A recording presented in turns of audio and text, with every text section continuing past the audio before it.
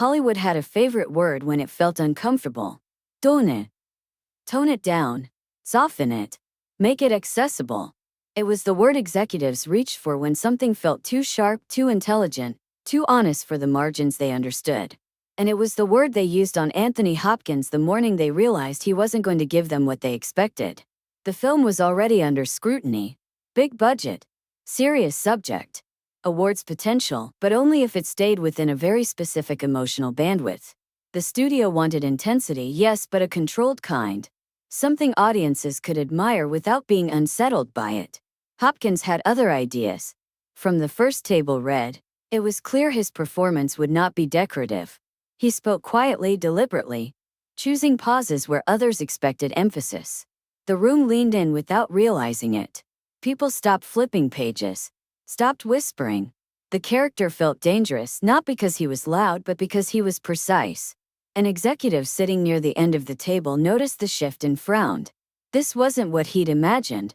After the read-through, compliments were exchanged. Polite, professional, carefully vague.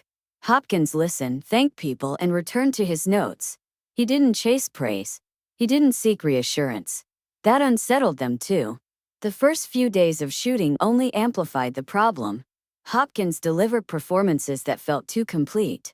Scenes ended without needing editorial help. His stillness pulled focus from every other element in the frame. Directors loved it.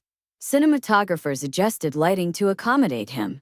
Editors flagged his takes as final more often than planned. The studio noticed the dailies, and they grew nervous. On the fourth day, a meeting was called. Not a confrontation. Not officially. Just a check-in. Hopkins was asked to join the director and two studio executives in a quiet office off the stage. Coffee was poured. Smiles were worn. The lead executive cleared his throat. "We love what you're doing," he began. "Everyone does." Hopkins waited. "There's just one concern," the executive continued. "Your performance is very intense." Hopkins nodded. "It's the role." "Yes, of course," the man said quickly. "But we're wondering if you might consider toning it down. Just slightly." The word landed. Hopkins looked at him calmly. "Which part?" The executive blinked.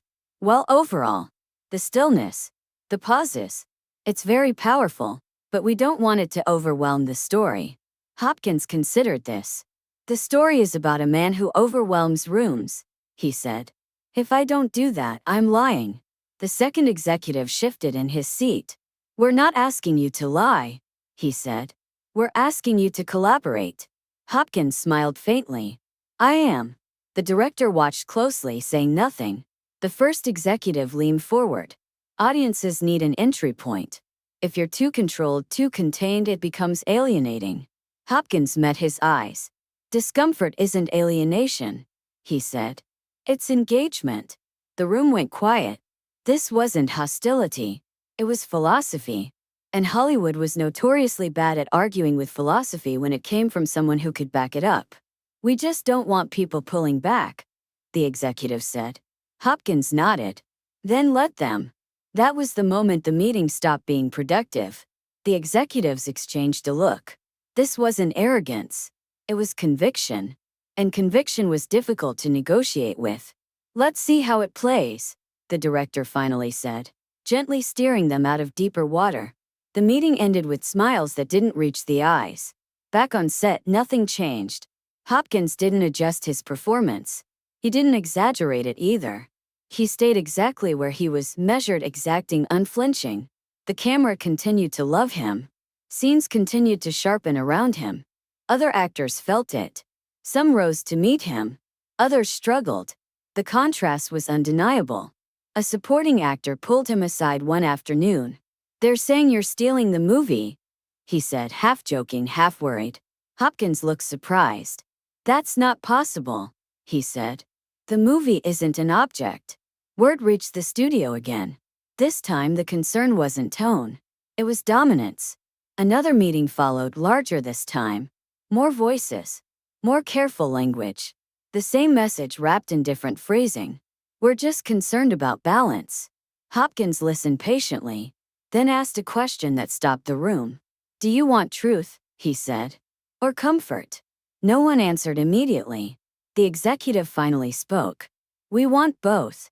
Hopkins nodded. "Then you'll have to choose which one you're willing to risk." Silence. That was the problem. He wasn't being difficult. He wasn't being emotional. He was articulating a truth the room couldn't comfortably contradict. The director stepped in again. "Let's judge it on the cut." The executives agreed, relieved to postpone the argument. But the tension didn't leave. As filming progressed, Hopkins' performance became the axis everything else rotated around. Music was pulled back to make room for silence. Shots lingered longer than planned. Test screenings grew intense. Audience members didn't fidget. They leaned forward. Some executives interpreted that as danger. At one internal screening, a senior studio voice finally said what others had been circling. "He's too much." Hopkins was not in the room, but the director was. "What do you want him to be?" the director asked quietly. "Less," the executive replied. The director didn't respond immediately. That night, Hopkins was called again. Not to a meeting, but to a conversation. The director sat with him in a quiet corner of the set after everyone else had left. "They want you smaller," the director said. Hopkins nodded. "I know. They're worried." Hopkins looked at him. "About what?" The director hesitated. "That you'll define the film." Hopkins considered that. "Someone will," he said. "It might as well be the truth." The director exhaled slowly.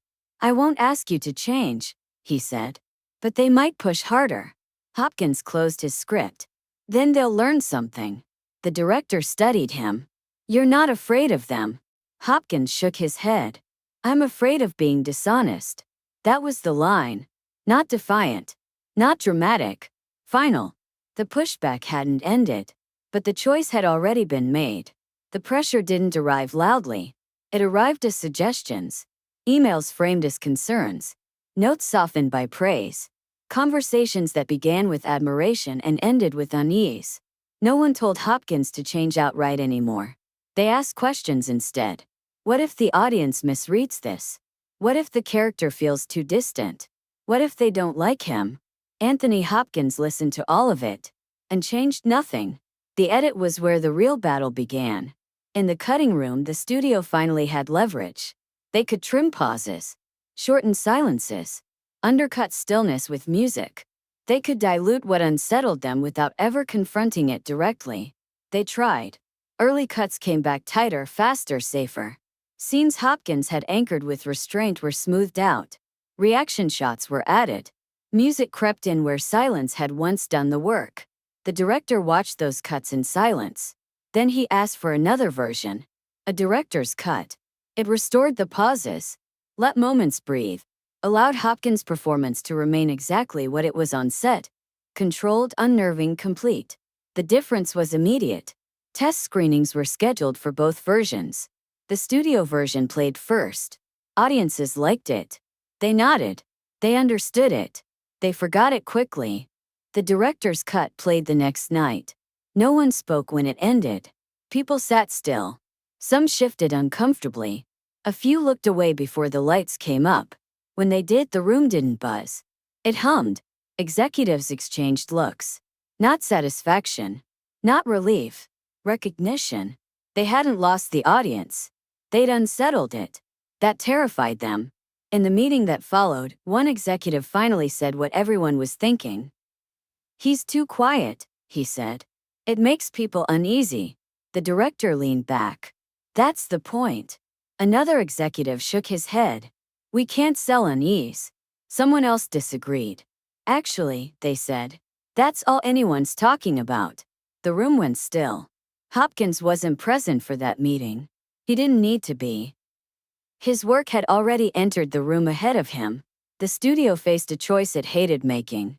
They could sand the performance down and release something safe. Or they could trust the discomfort and risk letting an actor redefine the film. They chose compromise. The final cut wasn't entirely the director's version. Nor was it the studio's. It lived somewhere between, leaner than Hopkins might have preferred, but intact where it mattered. The stillness remained. The restraint survived. And when the film was released, the response surprised everyone. Audiences didn't reject it. They leaned in. Critics struggled to describe it. Reviews used words like hypnotic, disturbing, controlled, precise. Hopkins' performance wasn't called loud or flashy. It was called inescapable. Awards conversations followed. So did revisions. Suddenly, the very qualities the studio had tried to temper were being praised as courageous. Executives spoke proudly about trusting the performance. Interviews reframed earlier doubts as healthy creative tension. Hopkins read none of it. When asked directly whether he'd been pressured to tone it down, he answered simply. "I was asked," he said. "I declined." The interviewer laughed, assuming it was a joke. It wasn't. Behind the scenes, something else happened, something quieter but more lasting. Actors began referencing that performance in meetings. Directors defended stillness more confidently. Executives hesitated before asking someone to soften a choice that clearly worked. The phrase "tone it down" didn't disappear, but it lost some of its authority, because everyone now knew what happened when it failed. Years later, a young actor asked Hopkins how he knew when not to listen. Hopkins thought for a moment. "When the note is about fear," he said. "Not truth." That was the lesson. The studio hadn't been wrong to worry. They'd been wrong about what to protect. Comfort felt safer than honesty. Familiarity felt more marketable than risk. Hopkins understood the impulse. He simply refused to serve it. He didn't raise his voice. He didn't threaten to walk. He didn't make speeches about art. He stayed still. And in that stillness, he made everyone else reveal their motives. That was the irony Hollywood never quite learned to accept. The most disruptive thing Anthony Hopkins did wasn't defiance. It was clarity. When he was told to tone it down, he didn't argue. He just kept doing the work honestly enough that toning it down became impossible to justify. The film lived. The performance endured. And the note that once carried so much weight, "Tone it down," became something else entirely. A suggestion, not a command. That was the end of the story. Not because someone won, but because truth outlasted comfort. And once that happens, there's nothing left to negotiate. The years that followed confirmed what the studio had briefly tried to deny. That performance became the reference point. Not because it was loud or showy, but because it proved something Hollywood quietly resists admitting, that audiences are more resilient than executives assume. Film schools dissected the silences. Directors cited the restraint. Actors studied how control, not excess, held attention. What had once been labeled too much was now taught as precision. And the studio, without ever acknowledging the tension, adjusted its language. Notes changed. Consider softening replaced tone it down. Fear learned to disguise itself as suggestion. Hopkins watched all of it from a distance. He never claimed victory. He never framed the moment as a battle won. To him, it was simply the natural result of refusing to betray the work for the sake of reassurance. When asked late in his career what advice he'd give actors facing pressure to conform, he answered without hesitation. "Listen carefully," he said, "and then decide which voice you want to answer to." That was the real ending. Not applause, not validation, but the quiet certainty that comes from knowing you didn't shrink when asked to. And in an industry built on managing fear, that certainty remains the rarest power of all.